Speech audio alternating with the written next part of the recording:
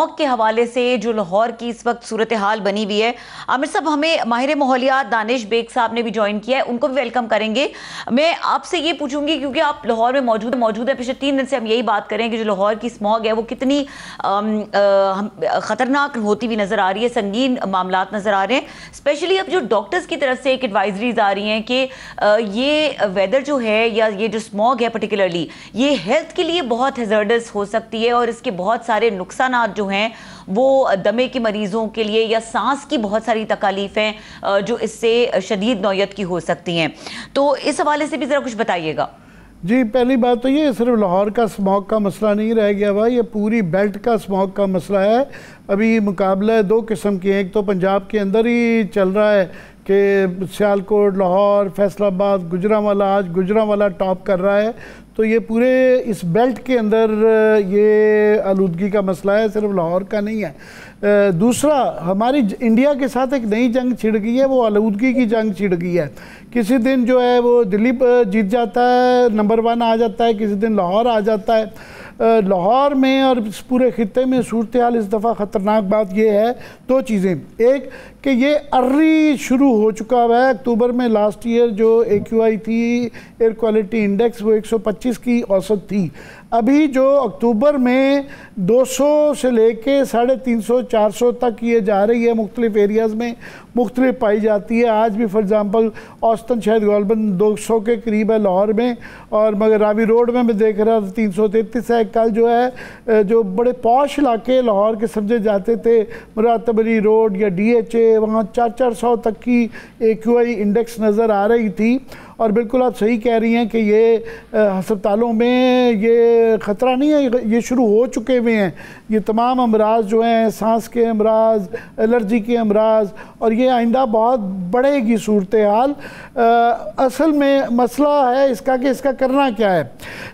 एक तो मैं बड़ा शुक्रगुजार हूँ कि 2-3 दिन से यहाँ पे एक बात की जा रही थी हुकूमत की तरफ से, पंजाब की तरफ से, कि जी ये देखें वहाँ पे उन्होंने वो मनाई है दिवाली और फुलझड़ियाँ चलने से यहाँ ख़राबी आ गई है और वो फसलें जला रहे हैं, तो इंडिया का पे डाल रहे थे।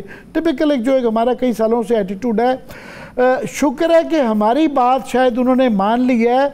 हमने ये जो है 2-3 दिन से ये कह रहे थे और हमारा आर्ग्यूमेंट एक्सेप्ट कर लिया है। ठीक है, कुछ लोगों को हमारी शक्ल पसंद नहीं है, कुछ को, मगर कम से कम हमारा दिल अच्छा है और नीयत भी अच्छी है। तो हमारा आर्ग्यूमेंट ये था कि पंजाब गवर्नमेंट अपनी रिपोर्ट पढ़ ले, अर्बन डेवलपमेंट रिपोर्ट, जिसके अंदर ये आलूदगी जो आपकी बाकी चीज़ों की है, फसलों के जलाने की या ये दिवाली वाली, ये 2-2, 3-3, 4-4% है। अर्बन डेवलपमेंट के जो अपना गवर्नमेंट की रिपोर्ट आई हुई है 2 साल पहले की, उसके मुताबिक 83% जो पोल्यूशन है वो व्हीकुलर है, वो फ्यूल गलत इस्तेमाल हो रहा है, एमिशंस का मसला है। तो आज मैं देख रहा था कि मरियम औरंगज़ेब साहबा बहुत स्टाइलिश किस्म की उन्होंने आज प्रेजेंटेशन दी, बड़ी वो जो लिंगो उन्होंने भी जो है ना ब्यूरोक्रेटिक सीख लिया है, मल्टी सेक्टोरल सारी वो, मगर वो सही राह पे आ गई हैं कि ये जो व्हीकुलर पोल्यूशन है ये की है। हमारे साथ जो हैं दानिश बेग साहब मौजूद हैं। दानिश बेग साहब, गालिबन ये अर्बन डेवलपमेंट यूनिट की रिपोर्ट है आमिर साहब। जी, अर्बन डेवलपमेंट यूनिट की, थैंक यू फॉर करेक्शन। तो मैं दानिश बेग साहब से चाहूँगा कि दानिश साहब हमें समझाएं कि हम अब राइट लाइंस पे सोच रहे हैं कि ये सिर्फ जो स्मोकिंग, ये जो गाड़ियाँ आने से ही मसला जो हल पहले निकालने की कोशिश किया जा रहा था, कि मसला कितना संगीन है और इसका हल क्या है। बहुत शुक्रिया सर मदू करने के लिए। तो जैसे आपने बताया, जो आपने एक हेडलाइन दी कि 83% जो है जो स्मोक का जो रीजन है लाहौर शहर में, वो तकरीबन कंबस्टन जो होती है, मतलब कि यूरो 2 हमारे पास फिलहाल टेक्नोलॉजी अवेलेबल है। तो जो कंबस्टन होती है उसमें एक जो स्मोक बेसिकली जो कॉज होता है वो PM 2.5 पार्टिकल्स हैं, 2.5 माइक्रोमीटर पार्टिकल्स की साइज होता है, उससे कॉज होता है। तो उसकी जो बेसिक कॉज है वो हमारे पास व्हीकल एमिशन है। और जैसे आपने बात की, जो स्मोक का मसला है ये पाकिस्तान का मसला नहीं है, इंडिया का नहीं, ये कलेक्टिव मसला है, क्योंकि एक जैसा क्लाइमेट दोनों साइड पे है। दोनों साइड पे अक्टूबर और नवंबर के महीनों में एवरेज विंड स्पीड जो होती है वो 2 किलोमीटर पर आवर से कम हो जाती है। मैदानी इलाकों में जो हमारे सारे ज़राई इलाके हैं दोनों मुल्क के, इसके साथ साथ इंडस्ट्रियल जो एमिशंस हैं वो भी इसमें कॉज करती हैं। इसके और बाकी बात इसमें यह है कि जो हम भी पिछले तकरीबन 2-3 सालों से यही कहने की कोशिश कर रहे हैं, जब से हमारी ऑर्गेनाइजेशन वेदर वाले बनी है, कि जो किसान हैं वो एक किस्म का इस पे icing on the cake act करते हैं स्मोक पर, क्योंकि उनकी जो कंबस्टन होती है उसमें जो पार्टिकल्स एमिट होते हैं वो ज्यादातर PM10 होते हैं और वो कुछ देर के बाद सेटल डाउन हो जाते हैं ग्राउंड। दानिश बेग साहब, मेरी आपसे दरखास्त होगी कि ये ये टीवी के ऊपर आम आदमी सुन रहे होते हैं, ये ज़रा थोड़ा सा नॉन टेक्निकल अंदाज में आवाम को समझा सकें कि ये क्या मसला, ये स्मॉग होती क्या है। और ये कई एक आर्गूमेंट, ये हमारी कल परसों एक्सपर्ट आई हुई थी फातिमा, तो वो ये समझा रही थी कि जनाब ये आप अगर प्रेसिपिटेशन से ये नीचे से जो उड़ती है पानी ऊपर जाता है तो ये ऊपर जाती है, तो अब अगर आप मॉइस्चर ऐड करेंगे तो कई दफ़ा ये मॉइस्चर बढ़ा सकता है जिसको आप तशखीस कर रहे हैं। तो क्या इस पर क्या कहेंगे आप? अच्छा, मैं आपको बताता हूँ मेट्रोलॉजिकल पैरामीटर जो इन्वॉल्व होते हैं स्मोक के लिए, आम ज़बान में समझाता हूँ कि जब हमारे पास अक्टूबर नवंबर के महीने आते हैं तो सुबह जब दिन निकलता है तो सूरज की गर्माइश होती है, तो जो हमारे पास ग्राउंड होता है वो जो होता है सोलर रेडिएशन को एब्जॉर्ब करता है अपने अंदर। लेकिन जैसे ही रात होती है तो एक प्रोसेस होता है जिसको हम कहते हैं रेडिएशन कूलिंग।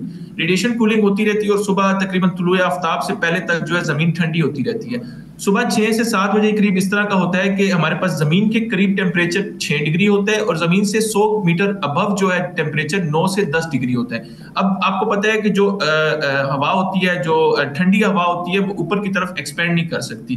तो सुबह के टाइम वो जो हवा होती है वो तकरीबन उसके अंदर फिर पार्टिकल्स डिफरेंट किस्म के होते हैं। तो इस फिनोमेना है इसको हम कहते हैं इन्वर्जन लेयर। इन्वर्जन लेयर जब भी बनती है तो हमारे पास जो भी पार्टिकल्स होते हैं, जो प्लूटेंट्स होते हैं, वो जमीन के करीब ही रहते हैं, तो इसलिए स्मोक बनती है। और जब इसमें ह्यूमिडिटी का इंक्रीज होता है, अच्छा स्मोक और फॉग में डिफरेंस क्या होता है?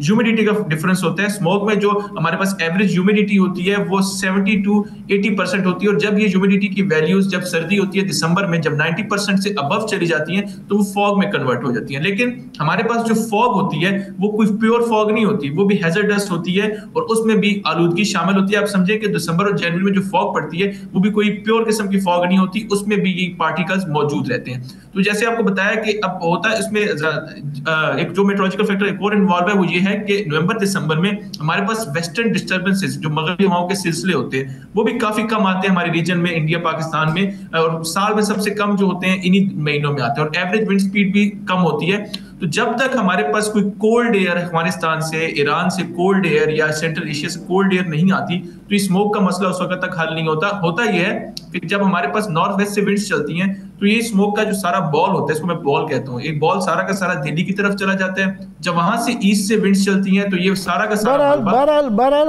आपकी जो नॉन टेक्निकल भी दानिश बेग साहब गुफ्तगू है ना, वो भी बहुत ही ज़्यादा टेक्निकल है। वेस्टर्न एयर और जो है ना बाकी, अब आप बुनियादी तौर पे ये कह रहे हैं कि दुआ करें कि ये ठंडी हवाएं जो है ना वो आनी शुरू करें, मगर सिर्फ मैं टाइम हमारे पास महदूद है। सबसे अहम बात यह है कि सारी गुफ्तगू का जिक्र हम इस सारी गुफ्तगू का जिक्र हम अक्टूबर से शुरू होता है, जबकि ये जो मसाइल हैं इनके जो सलूशन हैं, जो मसाइल का हल है, उसके लिए महीने और सालों की तैयारी चाहिए, पहले भी और बाद में भी। तो ये ऑल द ईयर राउंड अगर हम एफर्ट करेंगे और बहुत मेजर किस्म की आपको इसके लिए तब्दीली करनी पड़ेगी। आपको अपने डिज़ाइंस के अंदर, स्ट्रक्चरल डिज़ाइंस में, आर्किटेक्चर के अंदर, अपने ट्रैफिक के निज़ाम के अंदर, अपने फ्यूल के निज़ाम के अंदर और हर चीज़ के निज़ाम के अंदर तो तब जाके इसका महीनों सालों के अंदर फ़र्क पड़ेगा। ये ओवरनाइट छोटे छोटे कॉस्मेटिक स्टेप्स लेके और ये उसके लिए तस्वीर बड़ी अच्छी बन जाती है, ब्रीफिंग बड़ी अच्छी बन जाती है कि कान पे बाइक लगा के आप जो है ना एक बड़ा अच्छा वो उसकी प्रेजेंटेशन आ जाती है।